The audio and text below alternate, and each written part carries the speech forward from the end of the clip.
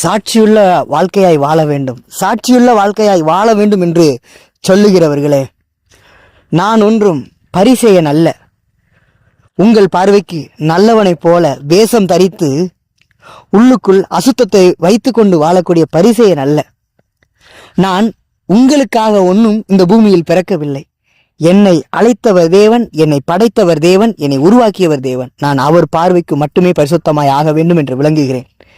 சாட்சியுள்ள வாழ்க்கையா இல்ல, இது சாட்சியுள்ள வாழ்க்கை இல்லைன்னு சொல்றவங்களே, உங்களுக்கு எப்படி வாழ்ந்தா சாட்சியுள்ள வாழ்க்கையா இருக்கும்? நீங்கள் எடறி போகக்கூடாதுங்கிறதுக்காக தான் தேவன் அப்படிப்பட்ட வார்த்தையை சொல்லியிருக்கிறாரு தவிர, உங்களுக்காக உங்களுடைய பார்வை இது சாட்சி அப்படிங்கிறத மெய்ப்பிக்கிறதுக்காக இல்லவே இல்லை. நிறைய பேர் இப்படிதான், இவங்க சாட்சி சரியில்லாதவங்க, அவங்க சாட்சி சரியில்லாதவங்க, சாட்சி இல்லாத வாழ்க்கை வாழ்றாங்க அப்படின்னு.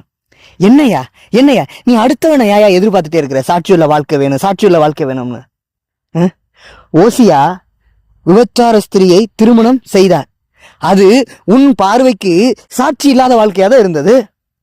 எசேக்கியேல் சாணத்தை சாப்பிட்டார், அது சாட்சி இல்லாத வாழ்க்கையா தான் இருந்தது. ஏசாயா தீர்க்கதரிசி 3 வருடம் ஒட்டு துணி இல்லாம நிர்வாணமா நடந்தாரு, அது சாட்சி இல்லாத வாழ்க்கையா தான் தெரிஞ்சது மனிதர்களுடைய பார்வைக்கு. இயேசு கிறிஸ்து இந்த பூமியில் வந்து செய்யாத தவறுக்கு சிலுவை என்னும் அந்த அவமான சின்னமாகிய சிலுவையை சுமந்தாரு, அதுவும் சாட்சி இல்லாத வாழ்க்கை தான்.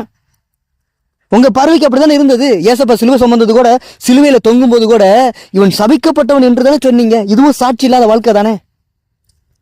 இன்னைக்கு நிறைய அயோக்கியர்கள் இந்த மாதிரியான வார்த்தைகளை சொல்லுவது அதிகமாகிவிட்டது. சாட்சி இல்லாத வாழ்க்கை. உங்க பார்வைக்காக எப்படியா வாழ முடியும்? நீங்க பனைமரத்துக்கு கீழே நின்று பாலை குடிச்சா கூட கல்லுன்னு சொல்ற ஆளு தானையா நீங்க? பனைமரத்துக்கு கீழே நின்று பாலை குடிச்சா கூட கல்லுன்னு சொல்றவங்க தானே. உங்க பார்வை என்னைக்கு மாத்த போறீங்க? கலாச்சாரம் பண்பாடை பத்தி பேசுறவங்களே, அந்த கலாச்சாரம் பண்பாடு தானே பாவம் தானே நீங்க சொல்லிட்டு இருக்கிறீங்க. ஆகவே உங்கள் பார்வைக்காக சாட்சியுள்ள வாழ்க்கையா வாழ வேண்டிய அவசியம் அல்ல.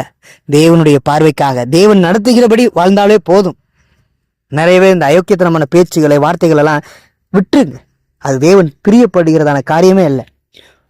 உங்களை எப்படி தேவன் நடத்துறாரோ அது போல நடத்துங்க, அது போல நடங்க. அதை தான் தேவன் சொல்லுகிறார்.